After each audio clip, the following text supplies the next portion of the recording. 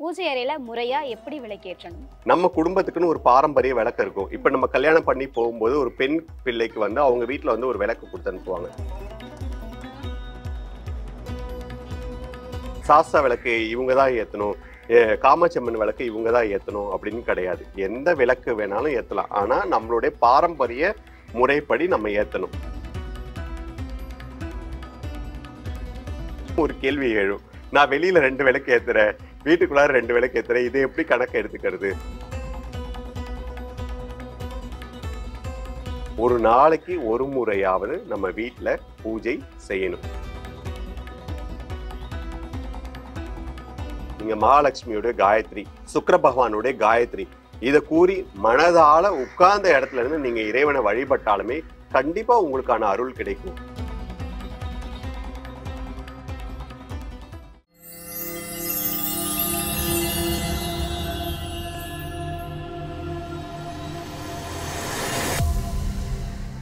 வேலை வேண்டுமா?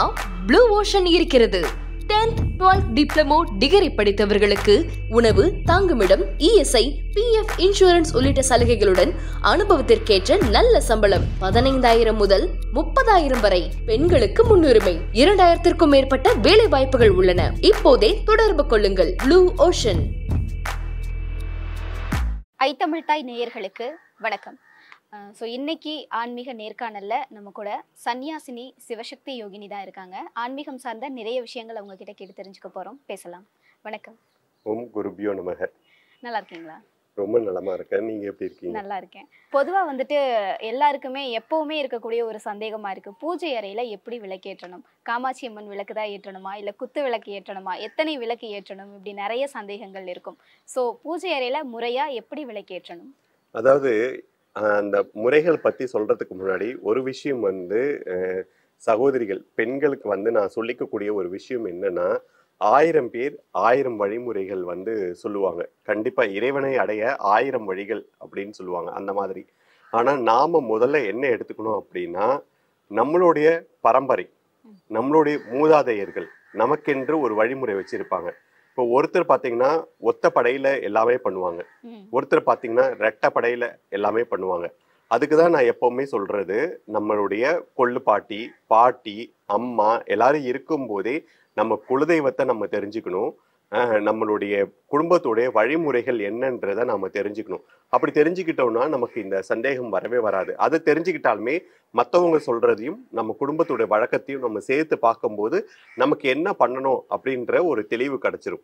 இப்போ பொதுவாகவே எடுத்துக்கோங்களேன், ஒரு பூஜையில ரூம்ல வந்து நம்ம என்ன மாதிரி விளக்கேற்றணும் அப்படின்றது நிறைய பேருக்கு கேள்விகள் இருக்கும்.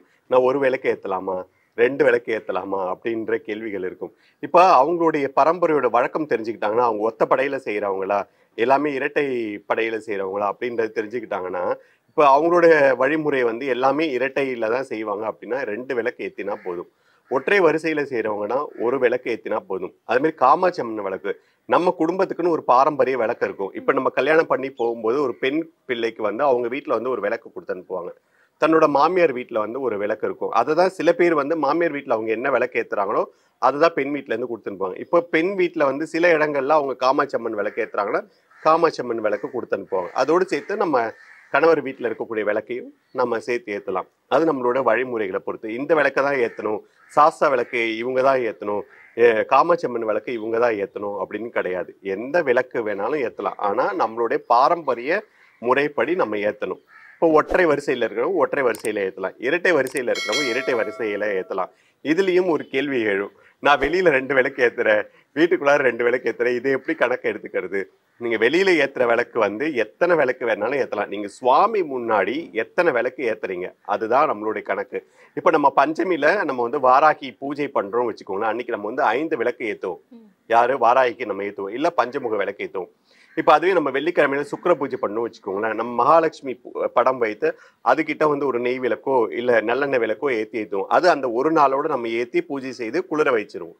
அது கணக்கு கிடையாது. அது மாதிரி வெளியில ஏத்துறதும் கணக்கு கிடையாது. சுவாமிக்கு முன்னாடி நாம வந்து எத்தனை விளக்கு ஏத்தணும் அதுதான் நம்ம கணக்கு. அது நம்ம பரம்பரையுடைய நம்ம பெரியோர்கள் நமக்கு சொல்லி கொடுத்த வழிப்படி ஒற்றை வரிசையிலனா 1 விளக்கு, இரட்டை வரிசையிலனா இரட்டை விளக்கு நம்ம வந்து ஏத்தலாம். அதே மாதிரி இதுல இன்னொரு கேள்வியும் இருக்கு, இதுல காசு போட்டு ஏத்தணுமா, அல்லது ஏலக்காய் போட்டு ஏத்துறோமா, கிராம்பு போட்டு ஏத்துறோமா, அதெல்லாம் எதுவுமே நம்ம விளக்குல வந்து போட்டு ஏத்தணும் அப்படின்னு இல்லை. 2 திரி, இது எல்லாருக்குமே பொதுவான ஒரு நியதி தான். இரட்டை திரி போட்டு நம்ம நெய்யோ நல்லெண்ணெயோ இழுப்ப எண்ணெய் இருந்தா இழுப்ப எண்ணெய் ஊற்றலாம். ஏன்னா இழுப்பு எண்ணெய் வந்து நிறைய இடத்துல கிடைக்கிறது இல்லாதனால நான் அது வந்து சொல்றது இல்லை. நெய் அப்படி இல்லைன்னா நல்லெண்ணெய். இப்போ வந்து விளக்கேற்றுவதற்குன்னு சில எண்ணெய்கள் வந்து சொல்றாங்க, அது எனக்கு உடன்பாடு இல்லை. அது வந்து ஊற்றி ஏற்றணும் அப்படின்றதுல எனக்கு உடன்பாடு இல்லை. ஆனால் நெய் அப்படி இல்லைன்னா நல்லெண்ணெய் ஏதாச்சும் ஒன்று நம்ம விட்டு விளக்கேற்றினாலுமே போதுமானது. அதே மாதிரி ஒரு நாளைக்கு ஒரு முறையாவது நம்ம வீட்டில் விளக்கு ஏற்றணும். இப்போ நிறைய பேர் வேலைக்கு போவாங்க, நேரம் இல்லை அப்படின்னு சொல்லுவாங்க. எப்படி நேரம் இல்லாமல் போகும்? நீங்கள் காலையில் குளிச்ச உடனே நேராக சுவாமி கிட்ட போய் 2 நிமிஷம் 5 நிமிஷம் ஒரு விளக்கேற்றி இதுதான் வச்சு நைவேத்தியம் பண்ணணும், அதுதான் வச்சு நைவேத்தியம் பண்ணணும். பூஜைனாக்கா சாம்பிராணி தூப தீபம் பொங்கல்லாம் வச்சுதான் பூஜை அப்படின்றது கிடையாது. ஒரு விளக்கேற்றி நம்ம வீட்டில் என்ன இருக்கோ, பாலோ கல்கண்டோ திராட்சையோ வெல்லமோ என்ன இருக்கோ அதை வச்சு ஒரு நைவேத்தியம் செய்து கையெடுத்து நமஸ்காரம் செய்தாலுமே போதுமானது. நைட்டு படுக்க போகும்போது அதே மாதிரி கையெடுத்து நமஸ்காரம் செய்தாலுமே போதுமானது. ஒரு நாளைக்கு ஒரு முறையாவது நம்ம வீட்டில் பூஜை செய்யணும். இப்போ ஒரு வாட்டி நம்ம வீட்டில் வந்து விளக்கேற்றி பூஜை செய்துட்டோம்னா அந்த இடத்துல தேவதைகள் வந்துட்டதா அர்த்தம். நம்ம வந்து வெறுமனே நம்ம போடக்கூடாது. அதனால இப்போ நம்ம வெளியூர்லாம் போறோம்னா கூட நம்ம வந்து அந்த இடத்துல ஒரு தண்ணி வச்சு ஒரு வெல்லமோ கல்கண்டோ திராட்சோ ஏதோ ஒன்று வச்சு நம்ம மூடி வச்சுட்டு தான் நம்ம போகணும். ஒரு 10 நாள் 12 நாள் நம்ம வெளியூர் போகிறோம் அப்படின்னா கூட அதை சும்மா போட்டுட்டு போகக்கூடாது. அந்த இடத்துல ஏதாவது நம்ம நைவேத்தியத்துக்கு வச்சுட்டு தான் நம்ம போகணும். திருப்பி வந்ததுக்கப்புறம் நம்ம சுத்தம் செய்து திருப்பி விளக்கேற்றி நம்ம பூஜை செய்ய ஆரம்பிச்சிடலாம். அதனால பூஜை அறையை நம்ம வந்து இப்படி தான் வந்து நம்ம வந்து முறைகளை பின்பற்றணும். அதே மாதிரி இன்னைக்கு வந்து பூஜை அறை அப்படின்றது ஒரு டப்பாவில் வந்து அடங்கி போயிடுச்சு. கோலம் அப்படின்றது கூட பார்த்தீங்கன்னா அந்த இடத்துல போடுறதுக்கு இல்லை. கண்டிப்பா அரிசி மாவுல வந்து நம்ம கோலம் போடணும். இருக்கிற சின்ன இடமா இருந்தாலும் சின்னதா வச்சும் ஒரு கோலம் நம்ம கண்டிப்பா போடணும். அதுக்கப்புறம் தான் நம்ம விளக்கேற்றுதலுக்கு நம்ம வரணும். அதே மாதிரி பூஜை அப்படின்றது நீங்க வந்து ரொம்ப பெருசா பிரம்மாண்டமா தான் பண்ணணும் இல்லை. ஒரு நாளைக்கு ஒரு முறை நீங்க விளக்கேற்றி ஏதோ ஒரு நைவேத்தியம் வைத்து சுவாமியை நமஸ்காரம் செய்தாலுமே கண்டிப்பா உங்க வீட்டுல தினமும் நீங்க பூஜை செய்யும் போது ஒரு பாசிட்டிவ் வைப்ரேஷன், அந்த விளக்குல இருந்து வரக்கூடிய அந்த ஜோதியில இருந்து வரக்கூடிய அந்த ஒரு வைப்ரேஷன் நமக்கு நிறைய நன்மைகளை தேடி தரும். விளக்கேற்றுறதுலயே திரி வகைகள் இருக்கு. இந்த திரியால விளக்கேற்றினா இந்த நன்மைகள் அப்படின்னு சொல்லிட்டு அதை பத்தி கொஞ்சம் சொல்ல முடியுமா? பஞ்சு திரி, எப்பவுமே பஞ்சு திரி நமக்கு வந்து ரொம்ப நன்மை தரும். அப்புறம் வந்து தாமரை தண்டுல வந்து திரி கிடைக்கும். அது நிறைய இடங்கள்ல கிடைக்கிறது. நான் ஏன் வந்து இந்த திரியில விளக்கேத்துங்க இல்லை இந்த திரியில விளக்கேத்துங்கன்னு சொல்றது இல்லைன்னா, இப்ப நம்ம ஒரு விஷயம் சொல்லிட்டோம் அப்படின்னா அது அவங்களோட மனசுல வந்து ஆழமா பதிஞ்சிருது. அப்ப அதுக்காக தேடி அலையிறாங்க. இன்னைக்கு நிறைய கிடைக்கிறது இல்லை, நிறைய பொருட்கள் வந்து கிடைக்கிறது இல்லை. ஆன்லைன்ல சிலருக்கு பார்த்து வாங்க தெரியும், சிலருக்கு பார்த்து வாங்க தெரியாது, சிலது விலை அதிகமா இருக்கும். ஆனால் நான் வந்து ரொம்ப எளிமையா நம்ம இறைவனை அடைவது எப்படி, எளிமையா நம்ம பூஜை செய்வது எப்படி, இதுதான் என்கிட்ட வரவங்களுக்கு நான் சொல்லி தருது. ஏன்னா நான் ரொம்ப ரொம்ப எளிமையா பூஜை செய்துதான் இறை அருளை பெற்றேன். இன்னைக்கு நிறைய என்னோட வாழ்க்கையில நிறைய மாற்றங்கள் முன்னேற்றங்கள்னு வந்து எளிமையான முறையில தான் அதை தான் நான் எல்லாருக்கும் சொல்லி கொடுக்கறது. அதனால பஞ்சு திரியில நம்ம வந்து விளக்கேற்றி பூஜை செய்தாலுமே போதுமானது. இப்போ இருக்க காலகட்டத்துல எல்லாருக்குமே இருக்கிற முக்கிய பிரச்சனைனே சொல்லலாம். பணம் வர மாட்டேங்குது. எவ்வளவு உழைச்சாலும் என்னால சேமிக்க முடியல, சம்பாதிக்க முடியல, ஒரே கடனா இருக்கு, கஷ்டமா இருக்கு, இப்படி புலம்புறதை தான் நம்ம நிறைய கேட்குறோம். ஸோ அந்த வகையில கடன் எல்லாம் இல்லாம ஒரு நல்ல வாழ்க்கை வாழணும், செல்வம் சேரணும் அப்படின்னா அதுக்கு ஏதாவது பரிகாரங்கள் இருக்கா? முதல்ல இறை அருளோடு சேர்ந்து நம்ம ஒரு விஷயம் நிதர்சனமாகவும் நம்ம சில விஷயங்கள் யோசிக்கணும். நம்மளுடைய மூளையை பயன்படுத்தி அதிக ஆசை இருக்கக்கூடாது. முதல் பிரச்சனைக்கு காரணம், பண பிரச்சனைக்கு காரணமே அதிக ஆசை தான். என்ன வருமானம் வருதோ அதுக்குள்ளார நம்ம குடும்பம் நடத்தி அதுல ஏதோ ஒண்ணு சேமித்து நம்மளுடைய எதிர்காலத்துக்கு நம்ம சேமித்து வச்சுக்கிறதுக்கான மனநிலை முதல்ல வரணும். நமக்கு வர்றது 10,000, ஆனா நம்ம அதிக செலவுகள் யோசிக்கிறோம். அதிகமான நம்மளுடைய அத்தியாவசிய தேவைகளை நம்ம அதிகப்படுத்திக்கும் போது அந்த இடத்துல கண்டிப்பா வந்து நீங்க என்னதான் சம்பாதிச்சாலும் பிரச்சனை வரும். நீங்க என்னதான் கடவுளை தோண்டி தோண்டி எடுத்தாலும் கண்டிப்பா பிரச்சனை வரும். முதல்ல உங்க வருமானம் என்ன, அதுல திட்டமிட்டு அதுக்குள்ளார செலவு செய்து அதுல நம்ம மீதம் வைத்து எதிர்காலத்துக்கு நமக்கு தேவையானதை நம்ம வைத்து கொள்றதுக்கு முதல்ல நம்மளை நாம பக்குவப்படுத்திக்கணும். அதுக்கப்புறம் தான் நம்ம இறைவனை நாடி செல்லணும். இறைவனை நாடி செல்லும் போது அந்த இறை அருளும் நமக்கு ஒத்துழைக்கும். நம்ம இன்னும் சம்பாதிக்கிறதுக்கும் நம்ம இன்னும் கொஞ்சம் நம்ம செயல்பாடுகளை கரெக்டா சரியா செயல்படுறதுக்கும் சரி வரும்.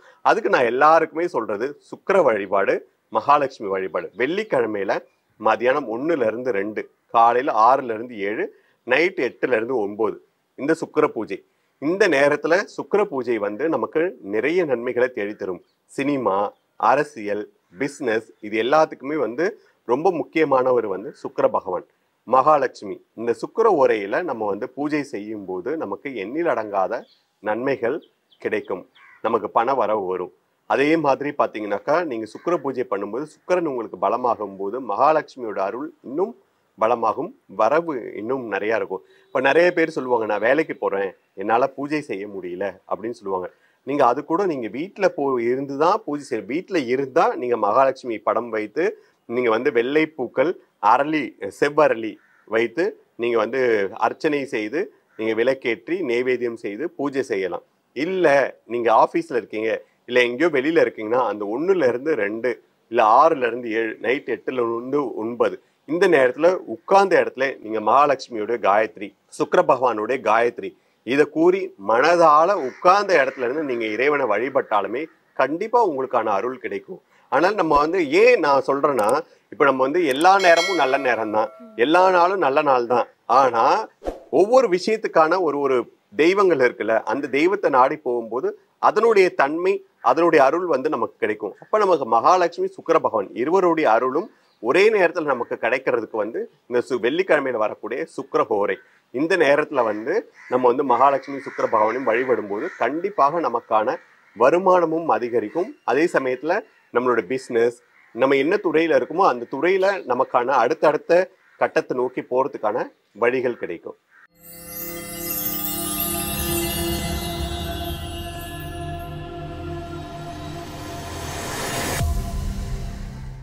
வேலை வேண்டுமா? உடனே ப்ளூ ஓஷனை அணுகுங்கள்.